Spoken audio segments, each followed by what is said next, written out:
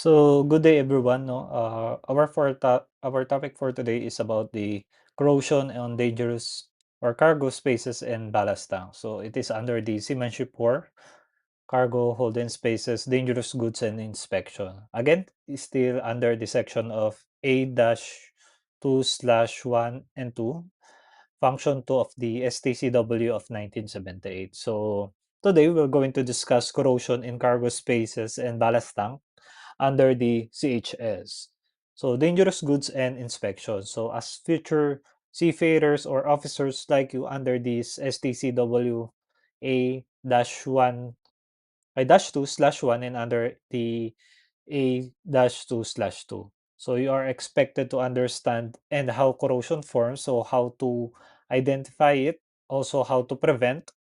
And this is important because corrosion is directly affects ships and structural integrity since our vessel or our ships is surrounded by seawater.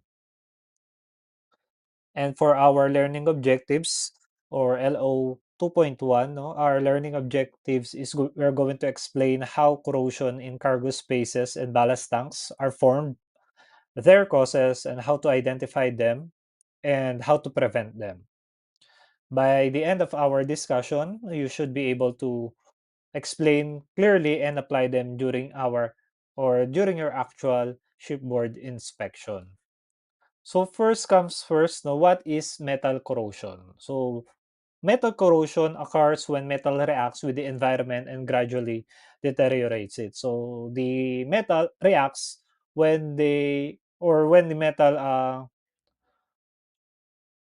feels that the environment, no, katulad ng vessel, no, nasa environment siya na kung saan is salty yung water. So by this, its simple terms is the weakening of metal, no, nanghihina yung metal due to the chemical or the electrochemical reactions. For example, when steel reacts with oxygen and seawater. No, not only seawater itself, also the oxygen has the uh, contributor. So although corrosion can happen to other materials like the polymers in ships, we mainly deal with the steel corrosion. So corrosion is destructive because it affects the infrastructure of the ships, vehicles, and many industries. Then the corrosion itself, no, nagde-deteriorates yung vessel, tendency doon pumapasok yung mga seafarers, no. We are the maintenance of the vessel para maging good standing position yung ating vessel. So we have a different types of the corrosion. So first we have the uniform corrosion. The uniform corrosion is the most common type. It is occurs when across the entire surface of the metal. Uh, so if you can see on the photo, uh, it occurs evenly across the entire surface of the metal. Meaning, uniform siya from the word itself uniform, pantay-pantay yung balot ng rust or ng pagkakaroon ng corroded doon sa isang metal. So, the entire surface of the metal, so for example, when the entire ballast tank surface becomes rusty over time. So this type is predictable and easier to manage because it's spread uniformly, no? Regular coating and maintenance can control it. Again, kahit na merong corrosion or corroded yung isang metal, na madali lang siya kasi napaka-thin, nipis lang ng kanyang i-me-maintain, no? Tendency, it is easier to manage because it spreads uniformly. Unlike sa isang lugar lang na medyo makapal-kapal yung metal na tatanggalin ay sorry, yung corrosion na tatanggalin niyo. Then we have the localized pitting corrosion. So the localized pitting corrosion, it happens only in a certain area. So unlike with the uniform, no, it happens from the entire surface. So for this one, it is only happen in a certain area. So pitting corrosion forms a small holes or cavities. Kaya mas mahirap siya kasi talaga nasisira niya yung isang metal, no? Nabubutas niya yung isang metal. So in certain areas, It forms small holes or cavities on the metal surface. So even if the surrounding structure or surface looks normal, but for the pit, it may be deep, no? Malalim yung pagkakabutas niya. So this makes it dangerous because it can cause sudden leakage. Alam naman natin that because we are using metal, so we're expect na medyo dense ang or hard yung isang surface. But then again, we should consider also its weaknesses. So yung weaknesses nito, again, is the corrosion. So with this, the pitting corrosion makes a small hole or sometimes it is a big hole, no, that makes dangerous because it can cause a sudden leakage to the vessel. Just for example, in a ballast tank, a small deep holes are sign of pitting corrosion. Kaya we should be aware of the corrosion in our vessel. Then we have the crevice or crevice corrosion and filiform corrosion. So the crevice or crevice corrosion occurs in tight surfaces like under gaskets, no, yung mga napapagitnaan ng mga uh, metal to metal. No, doon siya lumalabas. For example, doon sa pinakita natin presentation nung nakaraan yung ating uh, reducers. No, doon sa ating manifold makikita niyo yung reducers niya may pantakip siya na tinatawag natin 'no, yung gasket niya. So, doon sa reducers 'no, lumalabas siya doon between sa gitna 'no, and we call it as a crevice, like under the gaskets, clamps, or stiffeners where oxygen is limited. So, these are very common and it became acidic and corroded faster, mas mabilis siya kasi filiform corrosion happens under a painted surfaces. So when the paint is damaged, water enters underneath the corrosion and spreads below the coating. So tendency if you see a bubbling or a blisters paint like you can see on the photo, if you see this bubbling or blistering paint, it may indicate as a corrosion underneath. No, meron na siyang corrosion doon sa loob niya. Kaya ang ganitong klaseng, bubbling type or merong blistering paint doon sa ating metal, we call it as a filiform corrosion. Then we have the galvanic corrosion. Galvanic corrosion happens when two different metals are metal to metal siya pero magkaiba siyang, klase ng metal. So, two different metals are electrically connected and exposed to seawater. Then we call it as a galvanic corrosion. So one metal becomes the anode and corrodes faster. So while the other is protected. So one metal becomes the anode and corrodes faster kasi mas mababa yung content ng isa kaya mas mabilis mag-corroded. So example, if the aluminum and steel. So aluminum and steel are connected in seawater. So one will corrode mas mabilis or more quickly. This is the proper material selection on board is very important. Again, if aluminum and steel are connected in seawater, one will corrode more quickly, and this is why proper material selection on board is very important. Then we have the environmental cracking. So the environmental cracking occurs when the metal is exposed to stress, chemicals, and temperature at the same time. So this can result to stress corrosion.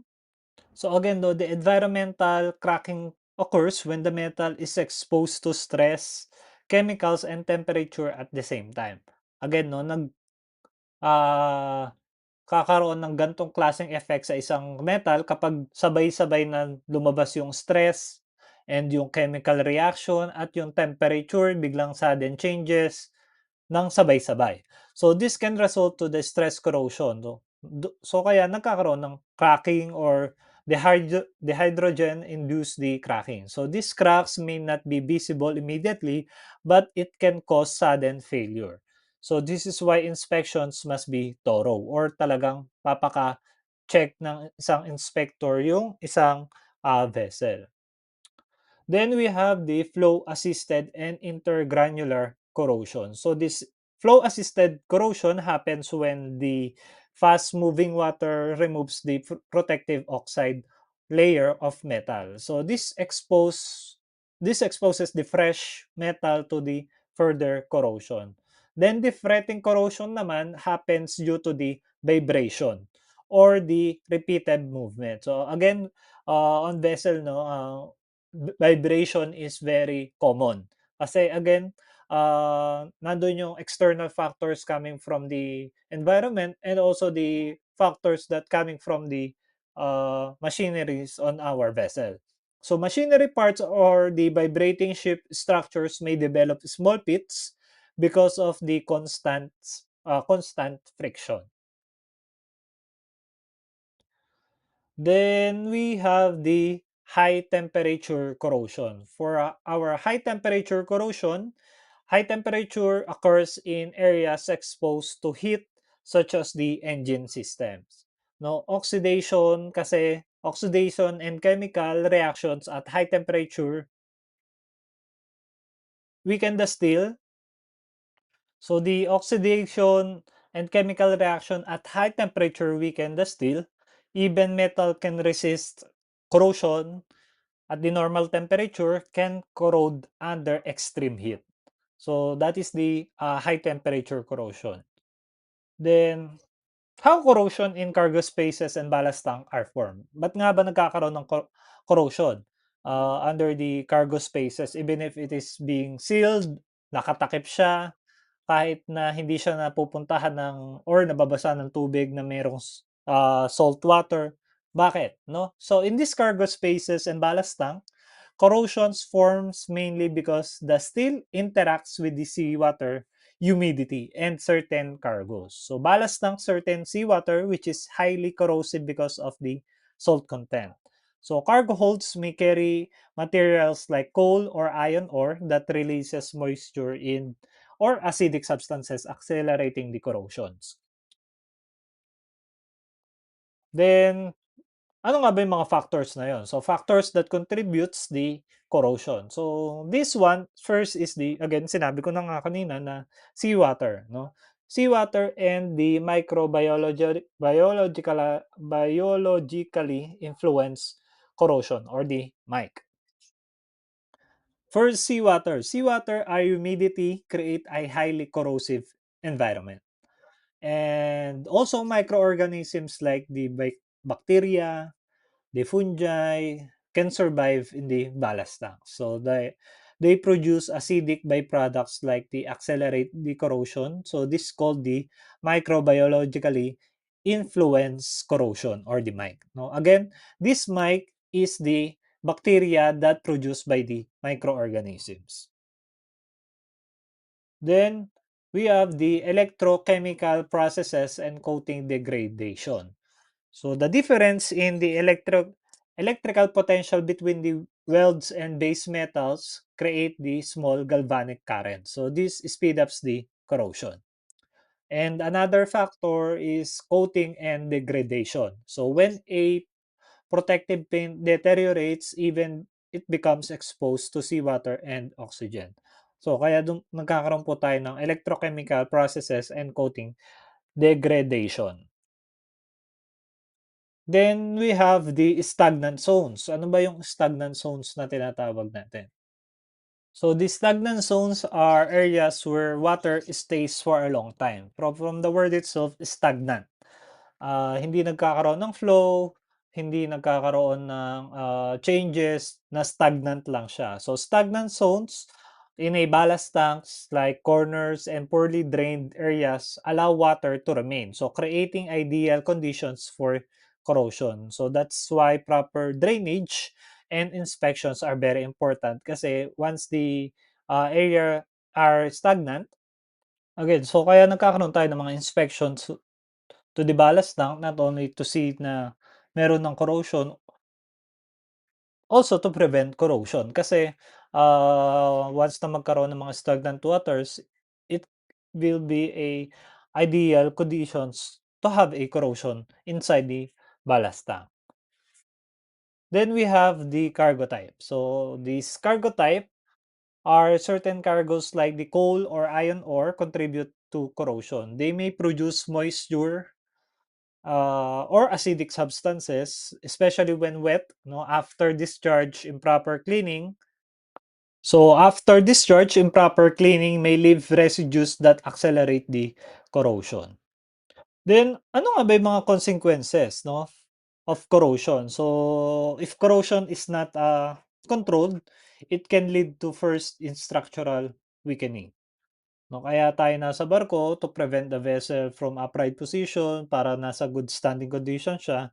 Then if we're not or iba-bypass natin 'to kung hindi natin siya gagawing maayos yung trabaho natin, the structure may be weakening and, kapag yung structure natin ay poor, tendency we are subject to, uh, flooding. Then if magkaroon ng flooding on board 'no, magkakaroon ng, fire, then puwede rin tayong mag-submerge yung vessel natin. Then meron din tayong leakage, flooding, environmental pollution, and increase the maintenance costs. So, in these severe cases, it can compromise the ship's safety and the seaworthiness of the vessel. Then, how to prevent the corrosion? So, we call it as a sacrificial anodes. So, sacrificial anodes usually made for zinc or aluminum. So, are attached to the hull. So these materials corrode first instead of the ship's metal. So they act as a protector, sacrificing themselves to protect the structure. So that's why we call it as a sacrificial anodes. And we have the ICCP or the current cathodic protection. So the ICCP uses as a external power source to provide protective electrical current. So instead of replacing anodes frequently, the system continuously protects the hull from the corrosion.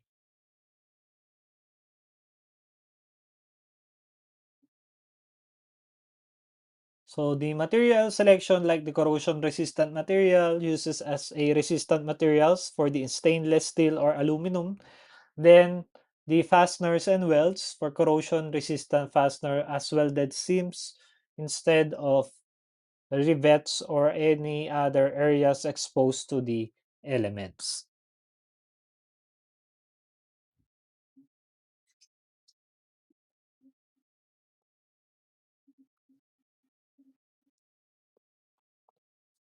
So for this, another prevention method is proper material selection. So using these corrosion resistant materials like stainless steel in critical areas reduces the corrosion. So proper welding and corrosion resistant fasteners is also help maintain the structural integrity.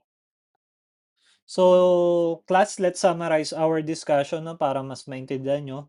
Again, the corrosion is the gradual deterioration of metal due to chemical and electrochemical reactions. So, especially when exposed to seawater, oxygen, humidity, and certain cargoes, just like what we discussed earlier. So, in these ships, corrosion commonly occurs in cargo holds and ballast tanks because of the areas are constantly exposed to salt water, moisture, stagnant water, and sometimes acidic cargoes residues.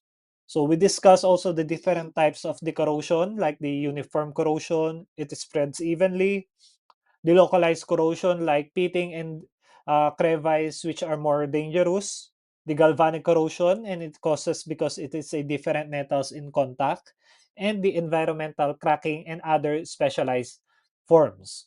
So we'll also learn about the corrosion is not just rust, it is also serious safety issues that can cause a structural weakening, environmental pollution, increased maintenance costs, and possible loss of the vessel in extreme cases.